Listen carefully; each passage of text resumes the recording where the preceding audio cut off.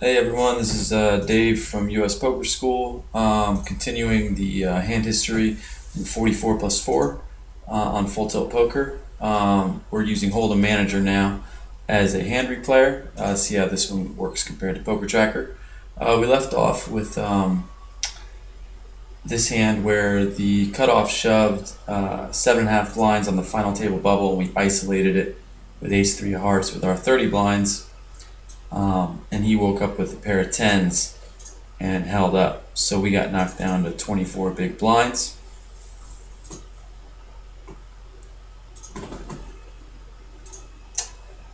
So that was the last hand. This next hand, we raised it up, staying aggressive on the final table bubble with Queen 9 offsuit. We get flatted by both blinds. We're going to continue bet small here, about a third of the pot. Leave ourselves with about 18.5 blinds. Hopefully they both fold. We do have an inside straight draw to a 10 if they do call. But if they call and we miss, we're just probably going to check and give up, which the small blind calls, so he checks the turn and we just check and give up. And he bets the river and we just fold. So we have about 18.5 blinds left. We pick up aces the next hand, so we minimum raise it. It folds around to the big blind, who shoves us all in, fortunately for us. And we call.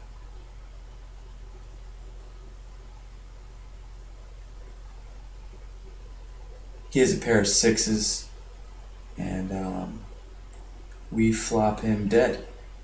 So we double up to 37,000, which is about 37 big blinds still on the final table bubble. So the next hand we play, it folds around to that button who shoves his last two blinds in, and we isolate with ace 5. Same situation before as ace 3 of hearts. We should have his range beat here, and we just shove over top the big blind who only has 11 blinds and hope he folds. So we're ahead. But he hits a 7 and remains in the tournament, and we're down to about 34 big blinds. Next hand we play, we pick up ace 5 and we raise up 2.5 times the blind. And it folds around, so we pick up the pot. Next hand we raise up ace 8 suited 2.5 times the big blind.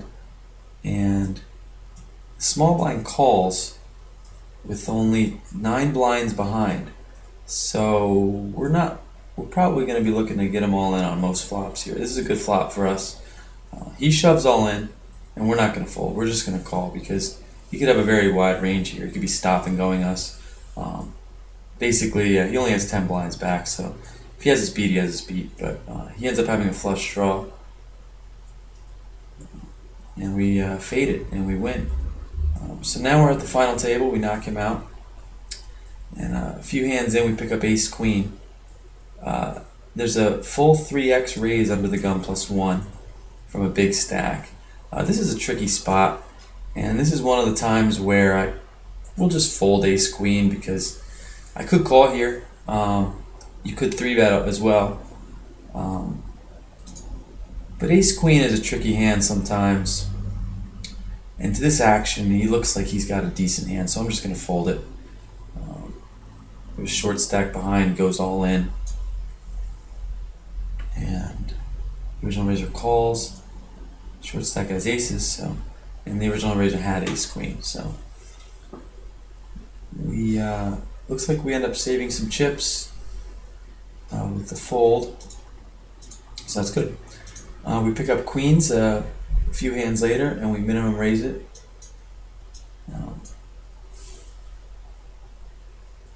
Here we have a minimum raise 3-bet and then a 4-bet shove over top of that for about 25 big blinds. This is a weird spot, but we do have pocket queens. The minimum raise 3-bet, hopefully it's not aces or kings.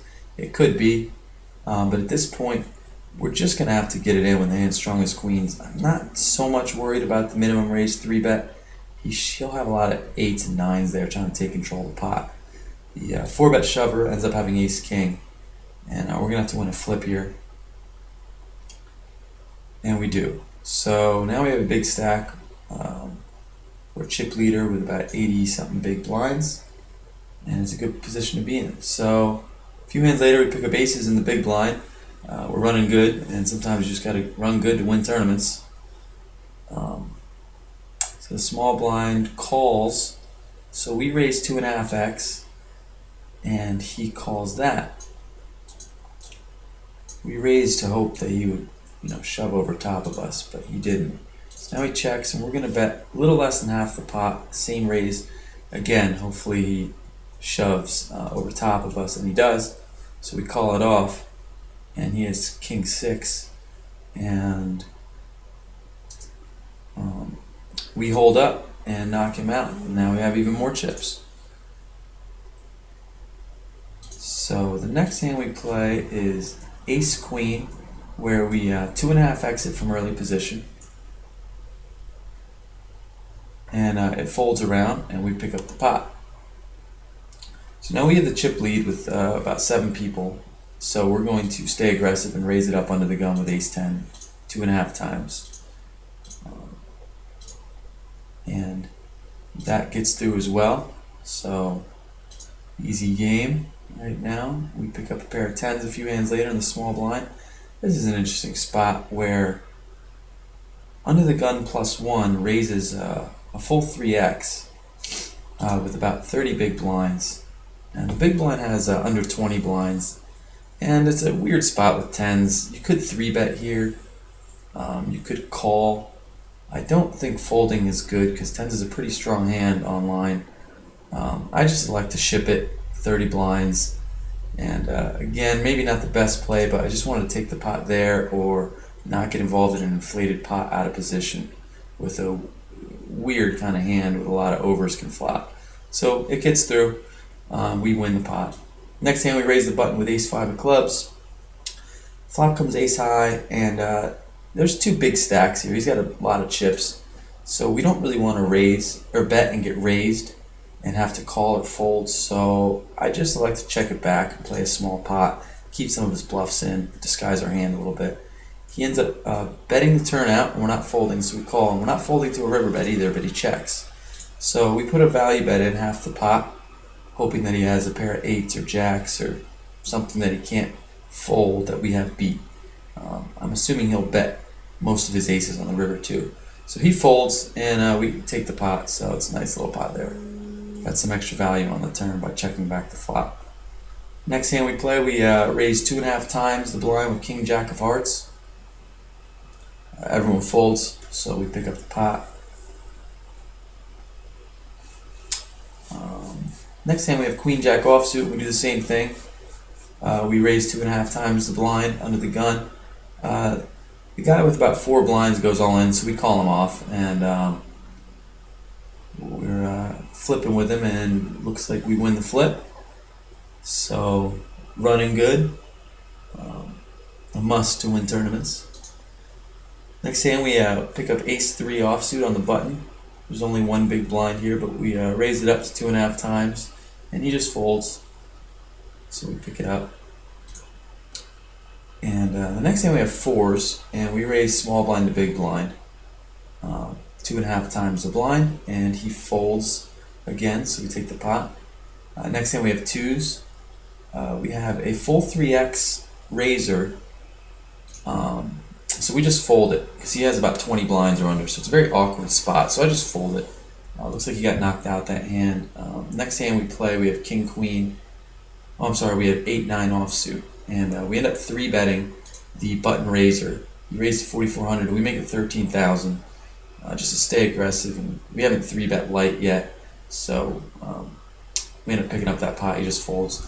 We 2.5 times raise the button with king queen here. The flop comes 3-4-5, and he checks.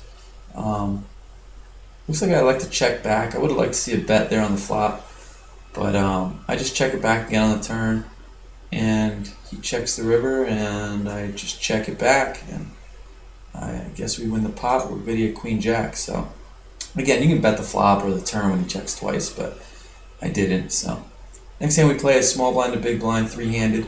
I raise it up. I flop bottom pair. So I just continue bet at half the pot just to keep the lead. Turn comes a pretty good card for us at 6 when he calls, so I check it with intent to call it. Assuming that we're still going to be ahead a lot, he's going to check back a lot of his medium strength hands and bet all of his floats and bluffs. So we call and we hit trips on the river. So this is a spot where if you think he's bluffing, you can check it to get an extra bluff out of him, or bet it if you think he has a king. I checked it because I thought he was bluffing. He ended up checking back and having the king, so we missed some value there.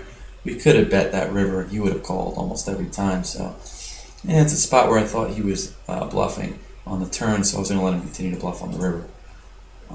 We end up raising and folding the next hand with 7-5. Then we have Queen 10 offsuit, and the small blind raises into us, and we just call him 50 big blinds deep. The flop comes 10 high. It's a great flop for us. We just call him. The turn comes a heart. There's 3 hearts on board, so I bet it. I only bet it a fourth of the pot. I might have wanted to bet it a little fatter than that, but nevertheless, the turn comes another heart, which is terrible for us. So we just check it back, and he ends up having the king of hearts and wins the pot. So we get aces a few hands later. The button raises. We 3-bet, and unfortunately, both opponents fold. So we take down a small pot, but that's fine. So we definitely have a pretty aggressive image right here, so we should be aware of that. We raise the button and take it, and with ace 10, we have king 3, and we raise the button a few hands later, and we get called and 3-bet squeezed by the big blind, so we just give it up and fold. Keep it easy. Try and get too tricky with a weak hand like that. The next hand we play is king 6. Looks like we're heads up, and we flat, and we check call the flop. I assume we're ahead. That's a bad turn for us, and I check it, and he checks behind us. The river comes a 10, and we check, and he bets a really small bet, 5,400. So I think we're behind, but I like to turn my hand into a bluff here and raise it about to 20,000, about 4 times his bet, a little less. He's a good, capable player, and this is going to look really strong, like the ace of diamonds at the very least. And there are full house opportunities, and with his bet sizing, it looks like he's got a queen of diamonds or a jack of diamonds, and he's looking to get some very thin value in a small bet. So I end up raising with the pair of kings, and we take it down. So we might have had him beat, we might not have, but it works, so that's great. We raise up 4-6 of spades. On the button we get called. We flop bottom pair, and we check it back. Couldn't bet there, but I guess I just checked it back with intent on calling the turn. He checks the turn, so once he checks twice, we end up betting, especially picking up the spade outs, and he folds. Next hand, we have 4-5 offsuit, and he bets, and we're pretty deep, so I call it. I want to play some pots against this guy. He continue bets, and we call with middle pair. We check the turn, and that's a good card for him to bluff, that king. So I'm going to keep betting. Had he had a pair of 3s or 8s, he might have checked back. This ace on the river is not a good card for us, but he's probably going to check back a lot of kings or pair of 8s. He might bet his aces that he hits that he was bluffing with, but he also might continue all of his bluffs because it's such a great turn and river for him to do that with. So when he bets, I'm putting him on a big hand, at least a pair of aces, because he would have checked back his kings and 8s, or he's going to continue his bluff. So I'm going to check call him here. It's a questionable check call, but given the fact that I think he's going to check back most of his kings and 8s, I like to call it. He does end up hitting the ace and making a good bet there on the river, and I end up paying it off. And again, it's a questionable check call, but I'm fine with the read there and going with it. So next hand we have queen 8. We raise and he 3-bets, and I like to 4-bet here. And I like to 4-bet because it's the first time he 3-bet, and he's a pretty good player, so he definitely has a light 3-bet in his arsenal. And I kind of want to attack his first 3-bet and just let him know that, I'm not going to really be having it. And we're pretty deep here, so I can easily 4-bet to about 2 times his bet. And he won't be flatting too often. He'll just be shoving or folding, this type of player. And, I think he'll be light a lot here too. And it really sets a good precedent heads up. So I like to 4-bet, and it works. He folds, so that's great. we take the pot down. Next hand, he just folds to us. That's good. So we win that pot. We have 3-5 offsuit, and we fold to him, so we give him one. It's important to keep a little bit of balance in these heads-up matches, but to also keep your foot on the gas a little more than being passive as well. So I end up full 3xing the button here, so change it up a little bit to try and get one through, and it works. This hand he raises, and I 3-bet, and now he 4-bets. But I have a pair of 6s, which is pretty good heads up, and like I said before, he's a capable player who can 3 and 4-bet light. So when I 3-bet this, I have full intent to 5-bet shove all in if he 4-bets me, with hopes that he folds, and if he does call, hopefully I'm against an ace-queen, an ace-king, ace-jack, and I'm flipping. But I think that he'll fold a lot here, and I can pick up a 50,000 chip pot without even having to run cards. So I 3-bet here, again, hoping that if he 4-bets, I can 5-bet shove all in and just take the pot there. So I 5-bet shove it, he does 4-bet, and I 5-bet shove it. And he ends up folding, which is great. So everything's really working here, and this is this last hand here, second to last hand here, is really kind of where I make a misstep. I don't mind the way I played the hand, but my image is very loose right now, so the timing of the play isn't the best. And I think that's where I kind of make a mistake here. But anyway, I raise with 2-6 suited on the button. He calls. The flop comes a 6 ace and an 8 all clubs, and I continue bet it half pot. He raises me here. I call the raise. I should just be done with the hand here because again but I end up calling, and I think he's got a lot of bare clubs here, and I'm ahead. So I hope no club on the turn comes, but a club does come on the turn. But then he checks it to me, and I can't help myself, and I try and say, okay, maybe he had an ace or an ace-6 on the turn or something like that on the flop, so I'm going to bluff this. And when I bluff it, he ends up calling pretty quickly, and then the river comes a 5, and he checks the river. And at this point, I'm pretty confident he either has a 2-pair, a set, a straight, or a weak club, like a jack of clubs. And it might be hard for me to get him to fold a jack of clubs. So the pot's 78,000, and I think the only way I might be able to get him off of a straight or 2-pair with a regular bet, but I'm pretty sure he has a medium club here. Just that's how it felt, and I thought the only way I could get him off of it, and it was a big pot, 78K, so I wanted the pot, was to shove him all in, twice the pot. And it's a very polarized bet here, like I have nothing or I have the king of clubs here every time. And he ended up time banking forever and calling it off with the jack of clubs. So he almost folded it. He time banked all the way down and called it. So again,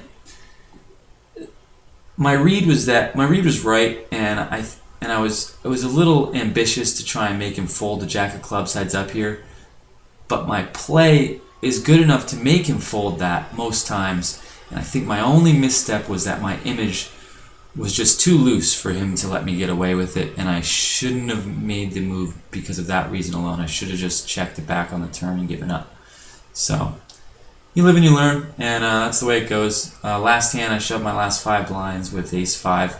He calls it jack-7 and wins, and that's that. So I ended up picking up second place in the tournament, which I think was good for about $1,100. And I would have liked to win it, but hey, can't win them all. So hope you enjoyed, and we'll see you next time at US Poker School.